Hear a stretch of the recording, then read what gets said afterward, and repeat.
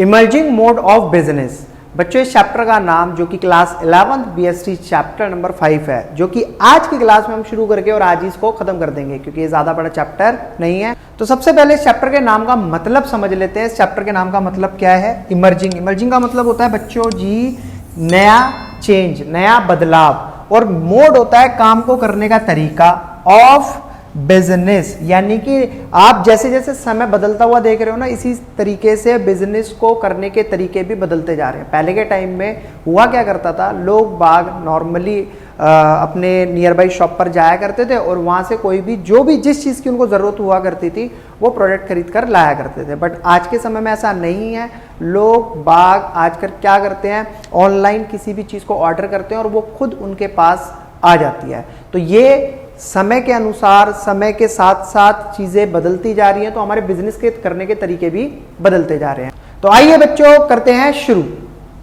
तो बेटा जैसा भी मैंने आपको बताया, इमर्जिंग, इमर्जिंग का मतलब होता है बेटा न्यू चेंज, एक नया बदलाव। मोड ऑफ बिजनेस यानी कि एक बिजनेस को करने का मैनर, एक बिजनेस को करने का तरीका। तो ये बनता है हमारा इमर्जिंग मोड ऑफ बिजनेस। और मतलब मैं आपको ऑलरेडी बता चुका हूं कि हमारे बिजनेस करने के मतलब ऐसे ऐसे बदलाव आ चुके हैं कि पहले के समय में किसी और तरीके से बिजनेस करा जाता था, लेकिन आज के टाइम में टोटली चीजें चेंज है। तो यहाँ पर सबसे पहले कॉन्सेप्ट समझ लो बच्चों ई बिजनेस का। यहाँ से निकल कर आती है आपके सामने एक नई टर्म जिसको बोला जाता है ई बिजनेस। ई बिजनेस क्या होता है?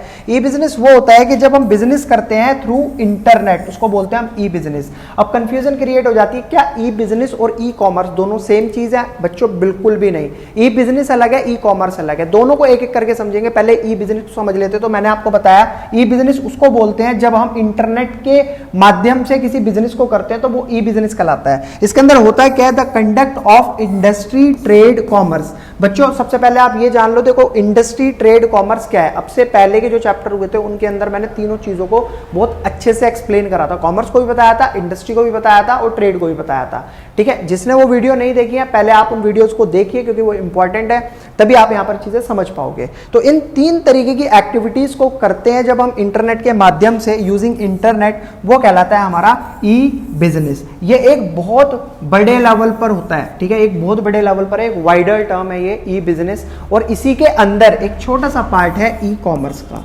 ई कॉमर्स का तो अब आप समझ ही गए होंगे कि ई बिजनेस के अंदर ई कॉमर्स आता है। ठीक है, तो इसीलिए दोनों अलग अलग है। ई बिजनेस अलग है, ई कॉमर्स अलग है। चलिए सर और आगे देखते हैं। सर ई कॉमर्स का मतलब होता है a form interaction with it customer and supplier over internet, यानी कि जो एक बिजनेस है ना वो अपने कस्टमर और सप्लायर दोनों से ही डायरेक्टली इंटरेक्ट होता है, उसको बोलते हैं हम ई कॉमर्स। सिंपल सी टर्म है। चलिए, ई बिजनेस एक वाइडर टर्म है विच इंक्लूड ई कॉमर्स, जिसके अंदर ई कॉमर्स आता है, जिसके अंदर ई कॉमर्स आता है। ठीक है, along with many other business function such as production, inventory management, accounting, finance, सब कुछ इसके अंदर होता है। बिजनेस के अंदर सारी चीजें इसके अंदर आ जाती हैं, चाहे वो अकाउंटिंग हो, मैनेजमेंट हो, इन्वेंट्री हो, प्रोडक्शन हो, कुछ भी। ठीक है, अब ई बिजनेस के जो बेटा स्कोप होते हैं ना, वो टोटली 4 स्कोप होते हैं। पहला होता है B2B, दूसरा होता है B2C, तीसरा होता है C2C, चौथा होता है इंट्रा पी। अब चारों को एक एक करके समझते हैं है क्या। देखो बच्चों, B2B का मतलब होता है बिजनेस टू बिजनेस, B2C का मतलब होता है बिजनेस टू कस्टमर, C2C का मतलब होता है कस्टमर टू कस्टमर, और इंट्रा भी ये एक बड़ी मजेदार टर्म है, इसको अभी आगे देखेंगे। ठीक है, चलिए सबसे पहले हमारे सामने है B2B, business to business commerce. Sir ये क्या होता है और कैसे होती है? यहां पर एक बिजनेस दूसरे बिजनेस को माल बेचता है और दूसरा बिजनेस उसको खरीदता है। क्यों? क्योंकि वो उसको आगे बेच सके, तो इसे बोलते हैं business to business commerce. Sir ये कैसे होता है? देखो, बोथ बायर और सेलर दोनों ही बिजनेसमैन होते हैं, ट्रांजैक्शन इनके बीच में होती है, ये आपस में कोलैबोरेशन कर लेते हैं। Innovating traders distribution from manufacture to various distribution. कहने का मतलब ये है कि मैं इस पेन को बना रहा हूँ, मेरी मैन्युफैक्चरिंग इस पेन की है, मैं खुद एक बिजनेसमैन हूँ, ये बिजनेस मैं कर रहा हूँ इसको बनाने का। अभी मैंने अमेजोन से टाई अप करा, मैंने उसके साथ कोलैबोरेशन करा, मैंने उसको बोला कि ठीक है ये मेरा प्रोडक्ट है, मैं भी बिजनेस कर रहा हूँ और आप भी बिजनेस कर रहे हो, तो मेरा ये प्रोडक्ट आप मार्केट में सेल करो। तो अभी वो क्या इसको परचेज कर रहा है खुद के यूज के लिए, पर्सनल यूज के लिए? बिल्कुल भी नहीं, वो इसको खरीदेगा आगे बेचने के लिए। और जो भी उसके और मेरे बीच में जो भी बात हुई है, जितने परसेंट की बात हुई है कमीशन की, वो मैं उसको पे कर दूंगा। और सीधी सी बात है, जो भी आगे सेल होगा उसको मेरे को पे कर देगा। ठीक है, तो ये होता है बिजनेस टू बिजनेस। जैसे कि एग्जांपल अमेजॉन फॉर सेलर, एक अमेजॉन सेलिंग का काम करता है किसी पर्टिकुलर बिजनेस की। नेक्स्ट आता है B2C, business to customer commerce. ये क्या होता है, इसमें डायरेक्टली आप ऐसा कह सकते हो, it include selling after sale service, promotion and other marketing service. It give rise to C2B customer, यानी कि कॉमर्स टू बिजनेस फीडबैक। यहाँ पर डायरेक्टली कस्टमर बिजनेस से जुड़ा हुआ होता है। जस्ट लाइक आप ऐसा कह सकते हो कि मैंने आपसे बोला डोमिनोज, ठीक है, डोमिनोज खुद एक बिजनेस है, वो अपना खुद प्रोडक्ट बना रहा है और वो डायरेक्टली कस्टमर को डिलीवर करके आ रहा है। उसके बाद वो उसका फीडबैक भी ले रहा है कस्टमर से। कोई दिक्कत लग रही है तो वो उसके पास ही कॉल कर रहे हैं, उसी को बोल रहे हैं, जो भी है उनको नहीं चाहिए कुछ भी XYZ है, तो यहाँ पर डायरेक्ट कनेक्शन होता है एक बिजनेस का उसके कस्टमर से, तो वो कहलाता है हमारा C2B।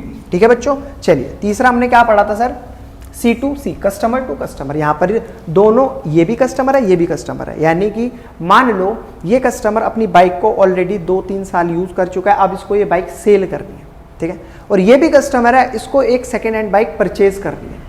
तो जब ये सेल करेगा तो ये परचेज करेगा, तो ये दोनों कौन हो गए, कस्टमर। ये बेचने वाला कस्टमर है, खरीदने वाला कस्टमर है, तो इनको मिलाने का काम जो एक आजकल तुम देख सकते हो मार्केट के अंदर नई नई एप्लीकेशन है, जस्ट लाइक OLX पे क्या होता है, पुरानी मोस्टली चीज़ें आपको मिल जाती हैं। ठीक है, तो बस यही चीज़ होती है इसके अंदर C2C के अंदर कि market system for sale of used good, जो भी यूज करे हुए गुड्स हैं उनको सेल कराया जाता है। It include selling of used book, just like जो पुरानी किताबें हैं उनको भी बेचा जाता है एप्लीकेशन के माध्यम से। Antique item, second hand phones, OLX इसका एग्जांपल है क्या, OLX सबसे ज्यादा यूज होता है पुरानी चीजें खरीदने और बेचने में।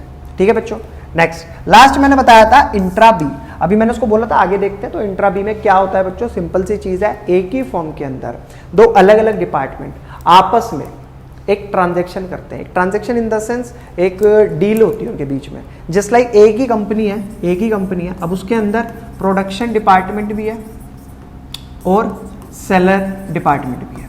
ठीक है, अब सेलर क्या करेंगे, प्रोडक्शन डिपार्टमेंट को ऑर्डर देंगे, ये बोलेंगे कि हमें 1000 पीस चाहिए, किसी भी पर्टिकुलर प्रोडक्ट के 1000 पीस चाहिए। जब तक ये प्रोडक्शन डिपार्टमेंट इनको प्रोवाइड नहीं करेगा तब तक ये सेल कैसे करेंगे। तो ये हो गई ना वही बात, एक ही कंपनी के अंदर जो भी है खरीद और बेच, मतलब खरीद बेच, तो इन द सेंस वो तो बात की चीज़ हो गई कि ये इसी को ही ऑर्डर दे रहे हैं कि आप हमको दो, हम आगे फिर उसको प्रोवाइड करेंगे लोगों को, जिससे भी उनके पास डिमांड आ रही है, तो उसको बोलते हैं हम इंट्रापी। ठीक है, both the parties belong to same firm, एक ही फर्म के अंदर दोनों पार्टी होती हैं, डील होती है उनके बीच में, supplier, employees etcetera. It help in improving coordination, इससे क्या होता है इनके बीच का आपस का कोऑर्डिनेशन भी काफी अच्छा बना रहता है। फास्टर डिसीजन मेकिंग, बहुत तेजी से डिसीजन ले सकते हैं। इट मींस मेरे को, अगर मैं सेलर हूं, मेरे को बाहर मार्केट में कुछ बेच कर आना है और मेरी फर्म है, मेरी फर्म के प्रोडक्शन डिपार्टमेंट में मैं जाऊंगा और बोलूंगा उनको कि फटाफट से इतने पीसों का ऑर्डर मेरे को आगे से आया है, मेरे को इतने पीस रेडी चाहिए, तभी तो मैं बेच कर आऊंगा उनको। ठीक है, तो कोऑर्डिनेशन अच्छा रहता है। It involve between two department of one firm, एक ही फर्म के दो डिपार्टमेंट, जैसा कि भी मैंने आपको बताया। नेक्स्ट आता है प्लेसिंग ऑर्डर टू सप्लायर, अब ऑर्डर हमें डायरेक्टली प्लेस करना है, तो मैं सीधा गया प्रोडक्शन डिपार्टमेंट में, बोलकर आया उनको कि जी मेरे को इतनी चीज़ों की रिक्वायरमेंट है। Recruitment, selection, training of employees, यानी कि सब कुछ फॉर्म के अंदर ही चलता रहता है, रिक्रूटमेंट भी, सिलेक्शन भी, ट्रेनिंग भी, सब उसी के अंदर होता रहता है, तो उसे बोलते हैं हम इंट्रा बी कॉमर्स। क्लियर है बच्चों, ये 4 स्कोप बताए थे मैंने आपको ई बिजनेस के। चलिए और देखते हैं आगे क्या है। ठीक है, मेरिट्स क्या होते हैं इसके, सर फायदे क्या होते हैं ई बिजनेस के। सबसे पहला, ये आराम से आप इंटरनेट के माध्यम से बना सकते हो, यानी कि ऐसा नहीं करना जैसे आप नॉर्मली एक शॉप को ओपन करते हो ना, तो उसको ओपन करने के लिए क्या करना होगा, काफ़ी इंफ्रास्ट्रक्चर में पैसा खर्च करना होगा, वहाँ पर आपको माल लाकर भरना पड़ेगा, तब आप वहाँ पर बैठोगे, कस्टमर आएगा, जिस जगह पर बैठे वो जगह भी आपकी नहीं है, वो भी रेंट पर है, वो रेंट पे करना पड़ेगा मंथ टू मंथ जो भी है आपको। ठीक है, तो ये अगर मैं कंपेयर करूं ई बिजनेस को, तो ये जो हम ऑफलाइन बिजनेस कर रहे हैं उनके कंपैरिजन में काफ़ी इजीली ओपन हो जाता है। इसके अंदर नहीं है आपको कि आपको बाहर मेन रोड वाली ही शॉप चाहिए किसी भी चीज़ को बेचने के लिए। आप घर के अंदर भी बैठकर किसी भी चीज़ को कहीं पर भी ग्लोबल लेवल पर बेच सकते हो। नेक्स्ट आता है कन्वीनियंस, 24/7 आपको जब आपका दिल चाहे तब आप फोन उठाओ, फटाफट ऑर्डर नाउ पे क्लिक करो, जो भी आपको प्रोडक्ट मंगाना है आप मंगा सकते हो। लेकिन वहीं अगर आप बात करो ऑफलाइन बिजनेस की, तो वहां पर ऐसा नहीं है। एक टाइम पीरियड होता है, जिस टाइम के हिसाब से शॉप ओपन होगी वही उसी हिसाब से आप चीजों को खरीद सकते हो। ठीक है बच्चों। नेक्स्ट पॉइंट आता है बच्चों स्पीड। स्पीड बहुत फास्ट होती है। आज आप ऑर्डर करोगे 1 से 2 दिन के अंदर आपके पास माल पहुंच जाएगा। ग्लोबल रीच, कहीं से भी ऑर्डर आ सकता है। आप दिल्ली के अंदर हो, इसका कोई मतलब नहीं है कि दिल्ली के नियर बाई लोग ही आपसे चीजें खरीदने आएंगे। आपको ऑल ओवर किसी भी लेवल पर जहां पर भी आपको प्रोडक्ट मतलब भेजना है तो आप कुरियर के माध्यम से वो प्रोडक्ट भेज सकते हो, कहीं से भी आपके पास ऑर्डर आ सकता है। पेपरलेस सोसाइटी है भैया, जब इतनी सारी चीजें डिजिटल हो गई तो पेपरलेस तो होगा ही होगा। आपने जब सारा माल ऑनलाइन ऑर्डर आया, आपने ऑनलाइन बेचा, तो जो बिल है वो भी डिजिटली आप उनको मेल कर सकते हो। नेक्स्ट आता है लो कॉस्ट। मिनिमम इंफ्रास्ट्रक्चर की रिक्वायरमेंट होती है, यहाँ पर इतनी ज़्यादा ज़रूरत नहीं है। मान लो फॉर एग्जांपल मैं टीचर हूँ, मेरे को एक बहुत बड़े लेवल का 2-4 हज़ार बच्चे पढ़ाने का एक इंस्टीट्यूट ओपन करना है, तो उसके लिए मुझे क्या करना होगा? उसी लेवल का इंफ्रास्ट्रक्चर लगाना पड़ेगा, उसी लेवल की जगह लेनी पड़ेगी कि 2-4 हज़ार बच्चा एक बारी में आ जाए। लेकिन अगर यही मैं ऑनलाइन की बात करूँ तो एक छोटा सा कमरा चाहिए, जैसे कि अभी मैं खड़ा हूँ, ज़्यादा बड़ा नहीं, छोटा सा कमरा चाहिए। अब इस एक कमरे के अंदर खड़े होकर मैं ग्लोबल लेवल पर ना जाने कितने बच्चों को उनकी बिजनेस स्टडीज से रिलेटेड जो भी चैप्टर्स की क्वेरी है उनको सबको सॉल्व करवा सकता हूँ, उनका सिलेबस कंप्लीट करा सकता हूँ, उनका एग्जाम के लिए जितनी भी प्रिपरेशन है वो सब करवा सकता हूँ। तो ये सबसे प्यारा बहुत अच्छा बेनिफिट लगता है ई बिजनेस का। चलिए सर अब जरा हम बात कर लेते हैं जो ट्रेडिशनल बिजनेस, जिनको मैं ऑफलाइन बिजनेस बोल रहा हूं उनकी, और जो आज के समय में सबसे ज्यादा इस्तेमाल में आ रही है ई बिजनेस। इन दोनों के बीच में क्या डिफरेंस है इनको देख लेते हैं। सबसे पहला आता है बच्चों फॉर्मेशन। फॉर्मेशन ई बिजनेस को बनाना बहुत आसान काम है, वहीं ट्रेडिशनल बिजनेस को बनाकर खड़ा करना एक डिफिकल्ट काम है, क्योंकि वहां पैसा भी ज्यादा चाहिए, जगह भी ज्यादा चाहिए और आपको रखने के लिए इंफ्रास्ट्रक्चर भी ज्यादा चाहिए, तो मतलब थोड़ा मुश्किल है। नेक्स्ट आता है पर्सनल टच। मैं किसी चीज को अगर खरीदने जा रहा हूं किसी पर्टिकुलर शॉप से, तो वो ट्रेडिशनल बिजनेस के अंदर मुझे काफ़ी अच्छी सुविधा लगती है, मैं उसको छू सकता हूँ, देख सकता हूँ और फील कर सकता हूँ कि कैसी है। लेकिन वहीं मैं अगर ऑनलाइन कोई चीज़ देख रहा हूँ तो मैं वहाँ पर पर्सनल टच मेरा वहाँ पर नहीं होगा। नेक्स्ट पॉइंट आता है बच्चों सेटिंग अप कॉस्ट। इसकी बहुत लो होती है, ट्रेडिशनल बिजनेस की बहुत ज़्यादा हाई होती है सेटिंग कॉस्ट, मतलब सेटअप जो भी बनाना है उसकी। ऑपरेटिंग कॉस्ट इसमें बहुत लो होती है, उसमें बहुत ज़्यादा हाई होती है। चलाने का एक जो खर्चा होता है भैया, लड़के भी रखने पड़ेंगे, किराया भी देना पड़ेगा, ठीक है, सारी चीज़ें देखनी पड़ेंगी। वहीं पर ऑनलाइन के अंदर जो होगा एक बढ़िया सा IT डिपार्टमेंट का बंदा पकड़ो, उसको जो टेक्निकली उसको सारी नॉलेज होनी चाहिए, बस वो सारा काम करवा देगा आपको, ठीक है, ज़्यादा कोई ऐसी दिक्कत होती नहीं है। चलिए नेक्स्ट पॉइंट आता है इसके अंदर फिजिकल एग्जामिनेशन ऑफ गुड्स, जो कि मैंने आपको बताया इसके अंदर पॉसिबल नहीं होती। मैं छू कर खींच कर, मान लो कोई शर्ट चाहिए तो मैं किसी शॉप पर जाऊंगा, वहाँ छू कर भी देखूंगा, खींच कर भी देखूंगा, एक चीज़ को बड़ी बारीकी से देख लूंगा। लेकिन ऑनलाइन के अंदर ऐसा नहीं होता, वहाँ आपके सामने की इमेज होगी, आप एज्यूम कर सकते हो। हाँ वो बात एक अलग है, खरीदने के बाद अगर आपको नहीं पसंद आती तो यहाँ पर क्या होता है, एक एक्सचेंज ऑफर मिलता है, या आपको परमानेंटली रिटर्न करनी, आपको नहीं चाहिए तो वहाँ पर भी आपको वो ऑप्शन दिया जाता है। लेकिन वहीं पर ट्रेडिशनल बिजनेस के अंदर ये चीज़ पॉसिबल होती है। नेक्स्ट पॉइंट आता है बच्चों ईज ऑफ एक्सपेंशन। इसको इंटरनेट के माध्यम से, इंटरनेट के द्वारा चलाते चलाते हम बहुत ग्लोबल लेवल पर एक्सपेंड कर सकते हैं, बट ये एक पर्टिकुलर दायरे के अंदर आ जाता है। यार एक बात बताओ, मैं दिल्ली के अंदर जूते की शॉप लेकर बैठा हूँ, वैसा तो है नहीं ना, मेरे पास कोई राजस्थान से या कोई हिमाचल से बंदा आएगा, जी मेरे को तो जूते वहीं से खरीदना है, ये पॉसिबल नहीं है। तो यहाँ पर क्या होता है, नियर बाई का एरिया ही हम कंप्लीट कर पाते हैं, ठीक है। Human resource requirement, technically qualified and IT professional are required. यहाँ पर सिर्फ जो आपके IT डिपार्टमेंट के लोग हैं वो आपको चाहिए, जिनको अच्छी नॉलेज हो, टेक्निकली क्वालिफाइड हैं, वो अच्छी नॉलेज है इंटरनेट वगैरह की, तो वो आपका यहाँ बिजनेस आराम से ग्रो करा सकते हैं। बट यहाँ पर सेमी स्किल्ड लेबर चलेगी, नॉर्मल सा बंदा भी इसको चला सकता है अगर वो शॉप पर बैठा है, दुकान पर बैठा है। नेक्स्ट आता है रिस्क इन्वॉल्व। इसके अंदर बहुत ज्यादा हाई रिस्क होता है, क्योंकि इसके अंदर होता है क्या, कोई डायरेक्ट कांटेक्ट तो होता नहीं है पार्टीज के बीच में, कोई ना कोई, जैसे अब अमेजोन है, अमेजोन मैं मान लो मैंने अपनी किताब बनाई और मैं उस किताब को मार्केट में बेच रहा हूँ, तो अमेजोन कभी भी मेरे को जो खरीदने वाला है ना उसका नंबर नहीं देनेगा, वो अपने पास ही रखेगा। बस मेरा काम है बेचना, मतलब मैंने अगर कोई चीज़ बेची तो उसको प्रोवाइड कराना, ठीक है, कि लो जी तुम्हारी किताब ही तुम तक पहुंच जाएगी।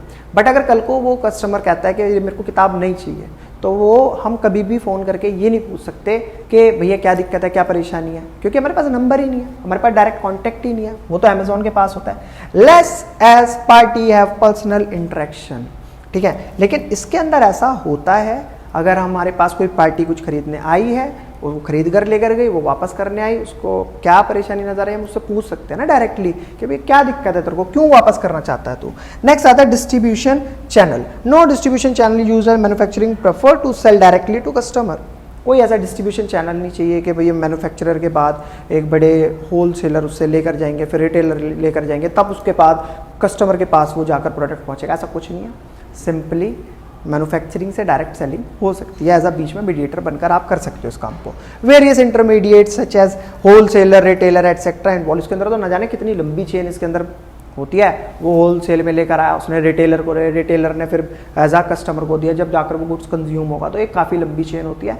तो बच्चों इस चैप्टर के अंदर ज़्यादा कुछ नहीं, इतना ही था। मैंने आपसे कहा था चैप्टर 5 बिजनेस क्लास 11 का बड़ा सिंपल है, जो कि मैंने आज की क्लास में आपको कंप्लीट भी करा दिया है। रही बात आपके नोट्स की, चैप्टर का मतलब जो चैप्टर के नोट्स है ना, वो इस वीडियो के डिस्क्रिप्शन में टेलीग्राम के लिंक मैंने डाला हुआ है, वहाँ जाओ, टेलीग्राम ओपन करो और वहाँ से अपने नोट्स डाउनलोड कर लो। ऑलमोस्ट जितने चैप्टर कराता जा रहा हूँ सारे नोट्स मैंने वहाँ पर अवेलेबल करा रखे हैं। आपको जिस भी चीज़ की रिक्वायरमेंट है कमेंट सेक्शन के अंदर मेरे को बता सकते हैं कि सर हमें ये चीज़ चाहिए, मैं कोशिश करूँगा उसको प्रोवाइड कराने की। बाकी इसके अलावा और भी आपको कुछ लगता है कि डाउट है, दिक्कत है, परेशानी है, या और कुछ कराया जाना चाहिए तो आप मुझे बताओ, मैं पूरी कोशिश करूँगा। जैसे कि आपको पता है एग्जाम भी नज़दीक है, तो करेंगे मिलकर उस चीज़ों को सॉल्व करेंगे, जो भी दिक्कतें हैं उनको ख़त्म करेंगे। तो मिलते हैं बच्चों फिर आपसे अगली नई वीडियो में इस 11th बिजनेस के नए चैप्टर के साथ। तब तक के लिए धन्यवाद।